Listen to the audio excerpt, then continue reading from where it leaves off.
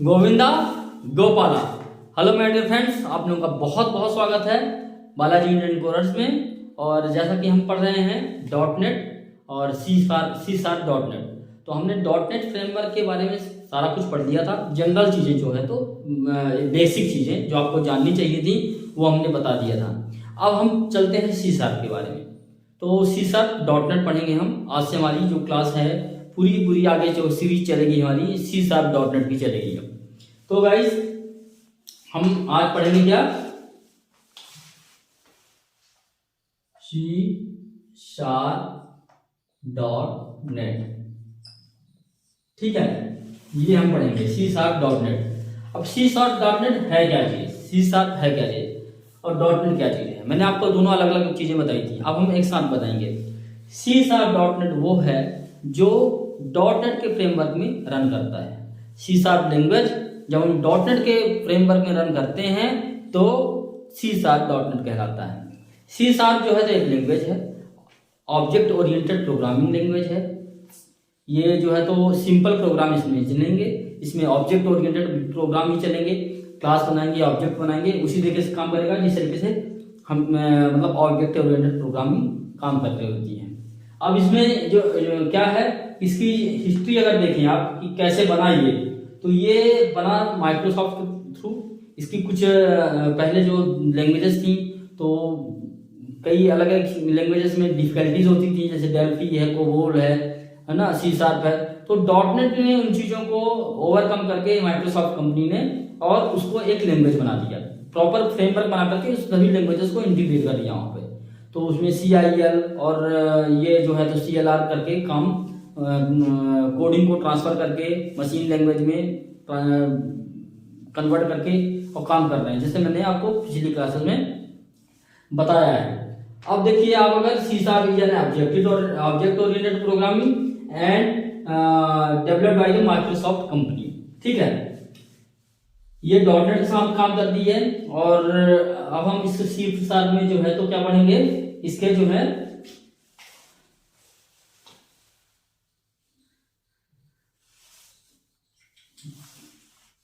ये एक क्या है, ऑब्जेक्ट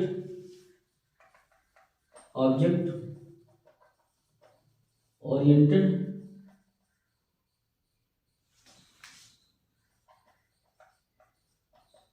प्रोग्रामिंग लैंग्वेज है। ठीक है ना, जो डॉट नेट के साथ फ्रेमवर्क में काम करता है, चल रहा होता है। ठीक है ना। अब जो है इसमें कई अलग अलग वर्जन आए हैं। स्टार्टिंग जो है तो 2.0 से हुआ था इसका, 2.0 से अच्छा एक चीज और, हाँ मैं बताना भूल गया, इसमें क्या है कि ये सी लैंग्वेज का ही, जैसा सी लैंग्वेज हमने पढ़ा है तो सी लैंग्वेज को ही मॉडिफाई करके जब C++ बना, सी विद क्लासेस के नाम से बना, तो सी विद क्लासेस के नाम से बना। उसके बाद वो C++ बना और C++ बनने के बाद ये एडवांस लेवल में जाकर के सी हैज बन गया, सी हैज मतलब सी शार्प बन गया। तो ये इसका जो हिस्ट्री बना कैसे बना, पहले सी लैंग्वेज आया, फिर सी के बाद सी विद क्लास आया, फिर C++ आया, फिर एडवांस हुआ यही सी शार्प हो गया। मतलब सी को साफ करके बढ़िया अच्छे तरीके से बना दिया गया, सी शार्प हो गया। ठीक है, अब हम को हटा करके देखते हैं आगे। तो जो सी शार्प का गोल है, C sharp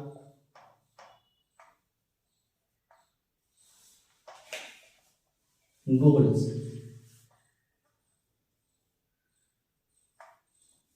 C sharp goal क्या है उसके, सी शार्प क्यों बनाया गया, क्यों डिजाइन किया गया सी शार्प को। क्योंकि देखिए, हम तभी कोई भी चीज बनाते हैं जब हमें उसकी जरूरत होती है। तो जरूरत ऐसी क्या जरूरत पड़ी होगी तब लोगों ने सी शार्प को बनाया। ठीक है ना। तो जो सी शार्प की जो जरूरतें हैं, गोल्स हैं, उसके आधार पर बनाई गई है सी शार्प को, बनाया गया लैंग्वेज को। उसको वो गोल्स कौन कौन से हैं, एक तो आपका हो गया क्या चीज कि आपका हो गया कि ये वो ऑब्जेक्ट ओरिएंटेड प्रोग्रामिंग है, ऑब्जेक्ट ओरिएंटेड प्रोग्राम है, ठीक है ना। दूसरा, ये ऑब्जेक्ट ओरिएंटेड प्रोग्राम की गोल को, उस गोल को स्पेसिफाई करता है, सेटिस्फाई करता है, ठीक है ना। दूसरा है कि रीयूजेबिलिटी,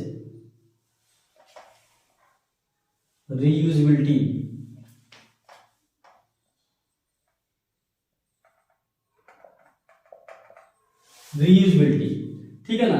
रीयूजेबिलिटी करता है ये, हम इसमें रीयूज कर सकते हैं, हम कोई भी लाइब्रेरी बना के कहीं पे भी किसी भी दूसरे और लैंग्वेज में इसको चला सकते हैं डॉट नेट फ्रेमवर्क में, ठीक है। अब आपका जो है तो थर्ड क्या है, इंडिपेंडेंसी। थर्ड,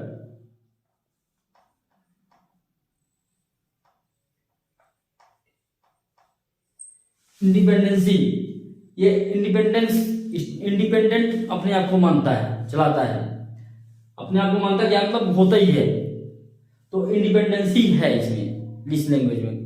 ये आपको जो है तो आप जब आप डॉट नेट में रन करेंगे तो आप सी शार्प के कोड को लिख करके वी डॉट नेट के साथ आप चला सकते हैं।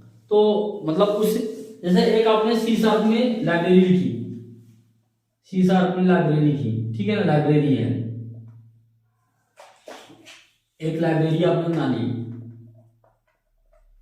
लाइब्रेरी, और एक प्रोजेक्ट आप बना रहे हैं वीवी डॉट नेट में, वीवी डॉट नेट में, ठीक है ना।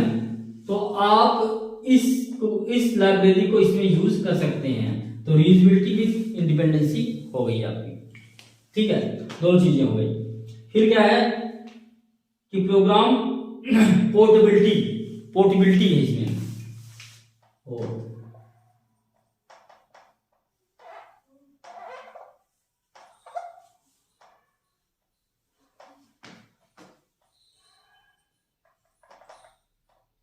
पोर्टेबिलिटी क्यों? क्योंकि ये पोर्टेबल है, आप किसी भी एक मशीन से उठाइए इस प्रोग्राम को, सी लैंग्वेज को के प्रोग्राम को, और आप सी शार्प के प्रोग्राम को आप उठाइए और किसी भी कंप्यूटर में चलाइए, आप किसी में भी वो आपका चलेगा, रन करेगा बिल्कुल से। सी शार्प का इसमें कोड आपने लिखा है window application, window operating system में, और आपने उसको जो है तो बाद में ले जाकर के लिनक्स के ऑपरेटिंग सिस्टम में लाकर रन करेंगे, चल जाएगा ये। क्यों? क्योंकि उसका CIL अलग है, इसका CIL अलग है, तो मशीन कोड CIL के अकॉर्डिंग बनता है, तो वो चल जाएगा। तो आप इसको पोर्टेबल कर सकते हैं, यहाँ से उठा के वहाँ पे रन कर सकते हैं, एक जगह से दूसरी जगह ले जा सकते हैं। फिर क्या है आपकी, एक है आप C sharp is intended to run application for the both hosted and embedded system. कहने का मतलब ये है कि आप कहीं भी प्रोग्राम होस्ट करके इस जगह से, ऐसे आपका एक सिस्टम है, ठीक है ना, इसमें से नेटवर्क आपका जुड़ा हुआ है, तो यहाँ पे जो प्रोग्राम लिखा है तो कई अलग अलग कंप्यूटर में चला सकते हैं, रन कर सकते हैं, ये हमें ऐसी लाइब्रेरीज देती है, ठीक है। तो इस तरीके से आपके कुछ जो है तो आपके फीचर्स है इसमें। एक आपका है 5th नंबर है प्लेटफॉर्म इंडिपेंडेंसी, प्लेटफॉर्म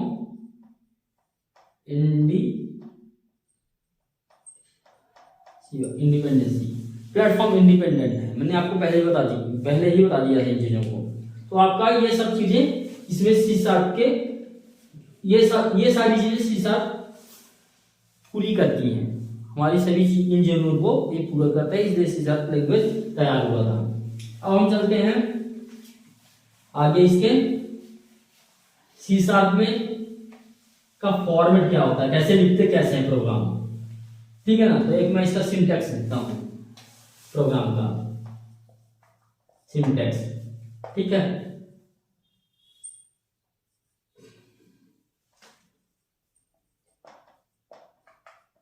मॉडिफायर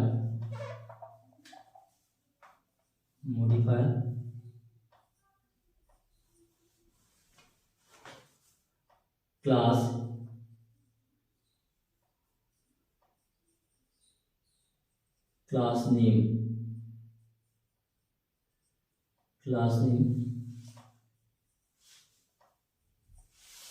इस तरीके से इसका ये बॉडी है, बॉडी ये है इसका, देखिए स्ट्रक्चर।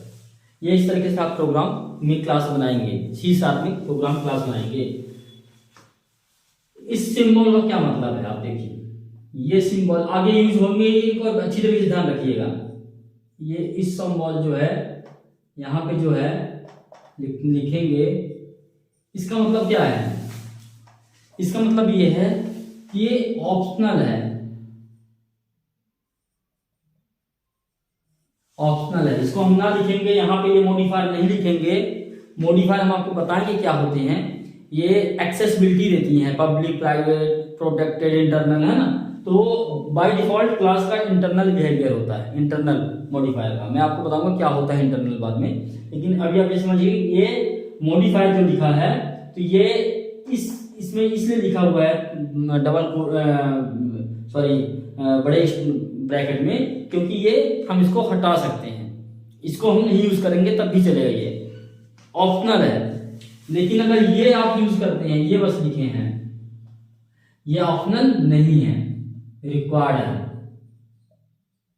रिक्वायर्ड है, ये ध्यान रखिएगा, ये रिक्वायर्ड है। इस चीज मतलब ये रिक्वायर्ड है, क्लास नेम लिखना पड़ेगा, और ये ना भी लिखेगा तो अपने आप डिफॉल्ट इंटरनल होता है। तो ये हमारा क्या है, मॉडिफायर। मॉडिफायर कौन कौन से होते हैं, जैसे पब्लिक है, प्राइवेट है, इंटरनल है, प्रोटेक्टेड है और प्रोटेक्टेड इंटरनल है।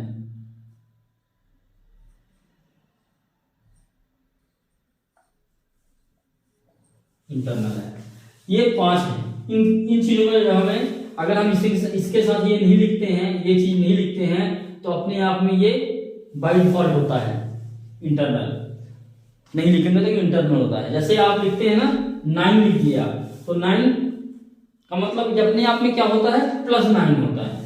नेगेटिव 9 नहीं होता है, मतलब निगेटिव लिखने के लिए आपको माइनस लिखना पड़ेगा। उसी तरीके से अगर आपने दूसरे कुछ लगाना है तो आपको लिखना पड़ेगा, नहीं लिखना है तो इंटरनल अपने आप में है वो, ठीक है। ये तो क्लास ही हो गया, कीवर्ड हो गया, कीवर्ड हो गया, कीवर्ड हो गया ये, और यहाँ पे ये क्लास नेम हो गया, ठीक है। मैंने सारी कुछ चीजें, कीवर्ड सब कुछ बताया हुआ है सी लैंग्वेज के थ्योरी में, आप उसमें जाकर के देख लीजिएगा कि कीवर्ड किसको कहते हैं। बाकी आप ये देख ही रहे हैं कि यहाँ पे कीवर्ड हम यूज कर रहे हैं, आइडेंटिफायर लगा रहे हैं और मॉडिफायर यहाँ पे। अब आप जो है, ये तो आपका क्या हो गया, सिंटैक्स हो गया, ठीक है ना। तो हम इसका जैसे एग्जांपल लिखते हैं, एक एग्जांपल करते हैं, ये सिंटैक्स है इसका। हम एक छोटा सा एग्जांपल लेकर के ना, मैं आपको ये बताना चाहता हूँ कि .NET के साथ ये कोड कैसे रन कर देगा, कैसे बिहेव करेगा, किस तरीके से काम करेगा। तो आपको एग्जांपल लिखते हैं, जैसे लिखा हमने क्लास, और क्लास का नाम लिख दिया हमने एग्जाम्पल, ठीक है, ये क्लास हो गया। अब हम यहां पे लिखेंगे स्टैटिक में। अच्छा, एक ध्यान रखिएगा इसमें, वैसे सभी में होता है, ये केस सेंसिटिव होता है, स्ट्रिक्टली केस सेंसिटिव होता है। अगर सी कैपिटल में लिख दिया है तो नहीं चलेगा। क्लास में कैपिटल सारे स्मॉल वर्ड हैं, कैरेक्टर्स हैं, तो आप स्मॉल में ही लिखेंगे। जितने भी कीवर्ड्स हैं वो स्मॉल में होते हैं। तो आप ये ध्यान रखिएगा कि ये स्ट्रिक्टली डिजाइंड है स्मॉल में, और सारे जो है तो आप केस सेंसिटिव है। इसमें आपको अगर केस में लिखा है कैपिटल से स्टार्ट होता है तो आप कैपिटल से स्टार्ट करेंगे, अगर केस सेंसिटिव आपका स्मॉल में है तो स्मॉल में स्टार्ट करेंगे, केस सेंसिटिव होता है। अब आपने मेन में लिखा जो भी लिखा, और ये एक आप यहां देख रहे होंगे ना स्टैटिक कीवर्ड, पहले का फर्स्ट टाइम, एक तो हमारा क्लास हो गया, ठीक है ना, ये क्लास हुआ।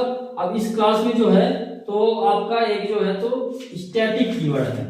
आप देखिए स्टैटिक कीवर्ड क्या है, स्टैटिक जो है तो ये अब इसका ऑब्जेक्ट हम नहीं बनाते, हम आगे आगे चलकर और अच्छे से डीपली से पढ़ाएंगे इसको। ये स्टैटिक को, इसको आप ध्यान रखिएगा, स्टैटिक को आप पढ़ेंगे हम बाद में। ये हम जब कंपाइलर को बताते हैं, उसमें जब कंपाइल करना होता है ना, सबसे पहले हम ये स्टैटिक मेन को ढूंढ देता है। ये मेन के साथ स्टैटिक है, अगर स्टैटिक नहीं लिखेंगे तो मेन नहीं चलेगा, क्योंकि अब ये एक लेवल ऊपर चला गया। ये स्टैटिक के बिना नहीं चलेगा ये। क्यों?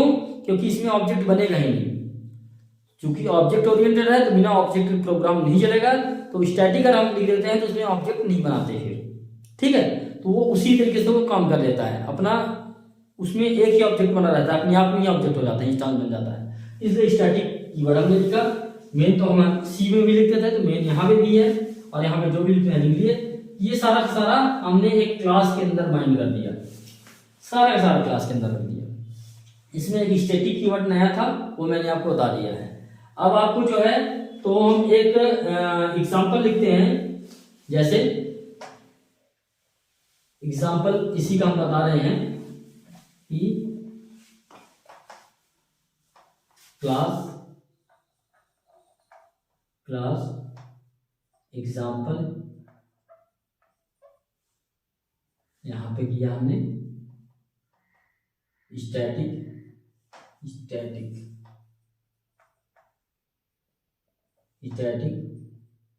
Wide main. वाइड नहीं भी लिखे तभी चलेगा, वाइड अपने आप में होता है, पर लिखने से क्या रहता है, कंपाइलर को आसान होता है समझने में। यहाँ पे वाइड में लिखा। अब हम क्या लिख रहे हैं, एक चीज हमें प्रिंट करवाना है। कंसोल एप्लीकेशन हम बनाते हैं तो कोई चीज प्रिंट करवाना है, हेलो वर्ल्ड या कुछ भी लिखना है। जहां पे क्या लिखेंगे हम, system dot console dot right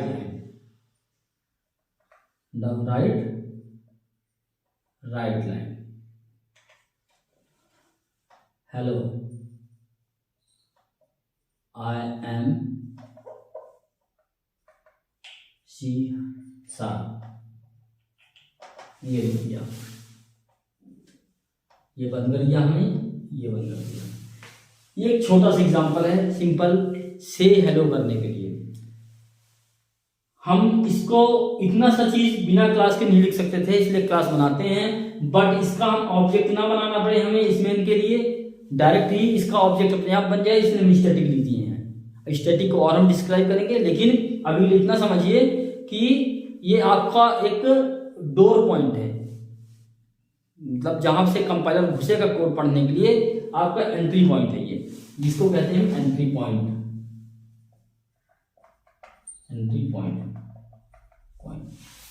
और बिना स्टैटिक के ही चलेगा नहीं। स्टैटिक की क्यों लिखना पड़ रहा है, क्योंकि हम क्लास बना रहे हैं। अब क्लास बिना ऑब्जेक्ट के चलता नहीं है, बिना ऑब्जेक्ट बनाए नहीं चलेगा, नहीं रन करेगा। तो हमें अगर ऑब्जेक्ट नहीं बनाना है तो हम स्टैटिक कीवर्ड का यूज करते हैं, ये ध्यान में रखिएगा। अब हम इसकी नेक्स्ट क्लास में जो है ये बताएंगे कि एक अगर नोटपैड में चलाना है इसको, तो हम नोटपैड में भी इसको चला सकते हैं, रन कर सकते हैं, ये हम देखेंगे। हम इस इतना लिख लेंगे और उसके बाद हम नोटपैड में कैसे सेव करेंगे, कैसे रन करेंगे, वो मैं आपको बता दूंगा।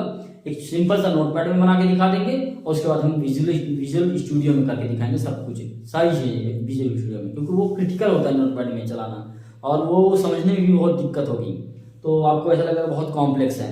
अब हमें चलना कैसे है कि इतना जितना इजी वे में हम समझ सकें, चीज़ों को समझ करके हम एक डेवलपर बन सकें, बहुत अच्छा डेवलपर बन सके। तो गाइज हमारे इसमें C#.NET में आज हमने स्टार्ट कर दिया है C#.NET का, कि हमने एक सैंपल देख लिया छोटा सा कि वाइट ये इसमें जो है तो हेलो वर्ल्ड लिखा हुआ है। अच्छा एक चीज और है, ये जो लिखा है system.console.writeline, ये क्या चीज है? तो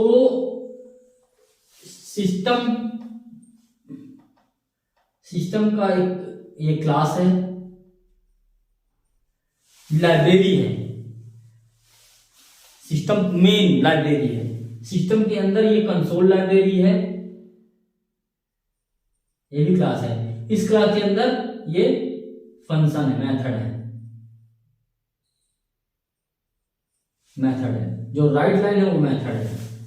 ये क्लास है, ये इसका जो है तो इनहेरिटेंस अगर आप पढ़ेंगे तो आप समझ में आ जाएगा। इसके अंदर क्लास है और ये मेथड है, राइट लाइन मेथड है। तो जैसे आप प्रिंटफ लिखते हो ना, प्रिंटफ डायरेक्ट लिख देते हो प्रिंटफ, और यहाँ पे आपने लिख दिया मैसेज। तो यहाँ पे लाइब्रेरी हमने ऊपर लिखा हुआ होता है, इंपोर्ट किया होता है। तो अगर हमने इंपोर्ट नहीं किया है तो हमें ऐसे लिखना पड़ेगा। इसमें अगर हम इस चीज को अगर हम ऊपर डिक्लेयर कर देते हैं ना, system dot using system dot console, system बस लिख देते हैं। तो सिस्टम बस लिख दिया हमने ना ये, तो ये सिस्टम हट जाएगा, फिर कंसोल डॉट राइट लाइन हो जाएगा। तो गाइस इस तरीके से ये आपका जो है, तो एक सिंपल और छोटा सा एकदम एक बेसिक आइडिया बताया हमने। अब हम जो नेक्स्ट क्लास करेंगे इसकी, तो हम बताएंगे इसी एग्जांपल को लेकर के, और हम इसको बताएंगे कि हम कैसे नोटपैड में सेव करेंगे, कैसे किस तरीके से हम उसको सेव करके और उसमें दिखा सकते हैं कि रन कैसे कर रहा है विदाउट एनी प्रॉब्लम के। ठीक है, तो गाइस हम नेक्स्ट क्लास में मिलते हैं इसी का आगे कंटिन्यू करके। तो थैंक यू, बाय।